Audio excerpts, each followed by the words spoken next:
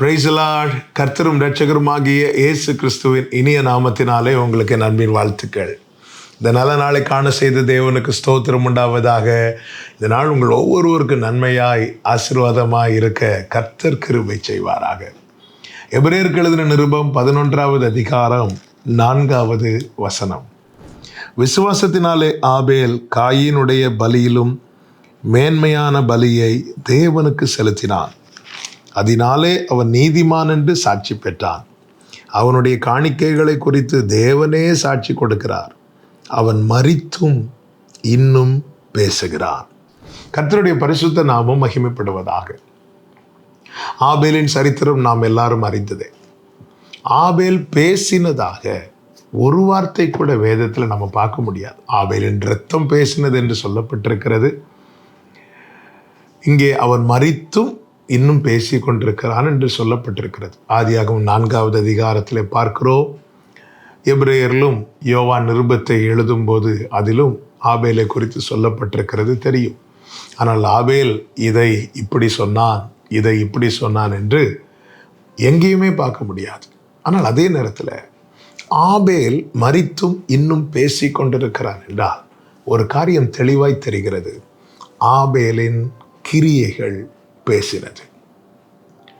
நம்முடைய கிரியைகள் பேசப்படும் என்பதை நாம் மறந்துவிடக்கூடாது. அப்போஸ்தலனாகிய பவுல் இயேசுவை சந்திப்பதற்கு முன்பதாக சபையை பாழாக்கினவனாய் காணப்பட்டான். எப்பொழுது தமஸ்குவுக்கு போகிற வழியிலே இயேசுவினால் சந்திக்கப்பட்டானோ அதன் பிறகு அவனுடைய கிரியைகளில் உண்டான மாற்றம் கலாத்தியர் 1 கடைசியில் சொல்லப்பட்டிருக்கிறது. என்னை பற்றி தேவனை மகிமைப்படுத்தினார்கள். என்னை பற்றி தேவனை மகிமைப்படுத்தினார்கள். பவுலின் கிரியை ஆரம்பத்திலே சபையை பாழாக்கினதா இருந்தது. இப்பொழுது பவுலின் கிரியை சபையை கட்டி எழுப்புகிறதா இருக்கிறது. ஜனங்களுக்குள்ளே அதுதான் பேச்சு பொருளா இருக்கிறது. பேசுறாங்க, இவன் எப்படி செஞ்சிட்டு இருந்தான், என்ன செஞ்சிட்டு இருந்தான், இப்போ இவன் என்ன செய்கிறான் பாரு என்று சொல்லி தேவனை மகிமைப்படுத்தினார்கள். பிரியமான கர்த்தருடைய பிள்ளைகளே, ஜனங்களுக்குள்ளே நம்முடைய கிரியைகள் பேசப்படுகிறது. நாம் கிறிஸ்துவை சுமக்கிறவர்கள், கிறிஸ்துவின் உடையவர்கள், கிறிஸ்துவுக்குள்ளானவர்கள். நம்முடைய ஒவ்வொரு ஆக்ஷனுமே ஜனங்கள் கவனிக்கிறார்கள்.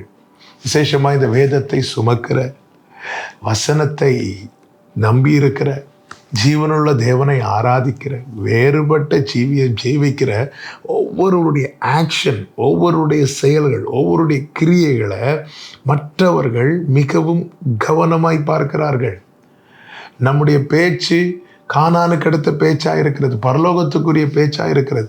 ஆனால் நம்முடைய கிரியைகளோ உலகத்துக்கொத்தவர்களிலும் மிகவும் மோசமாக இருக்குமானால் நான் கானான் பரலோகம் பேசுகிறேன் அல்லவா, இதெல்லாம் பேசப்படுகிறது. என்னுடைய கிரியைகள் தான் பேசப்படும். ஆபேல் மரித்தும் இன்னும் பேசி கொண்டிருக்க காரணம் என்ன தெரியுமா? அவனுடைய கிரியைகள் உகந்ததாய் தேவனுக்கு ஏற்றதாய் காணப்பட்டது. நம்முடைய கிரியைகள் பேசப்படுகிறது. நம்முடைய கிரியைகள் பேசட்டும், தேவனுக்கு மகிமை உண்டாகட்டும்.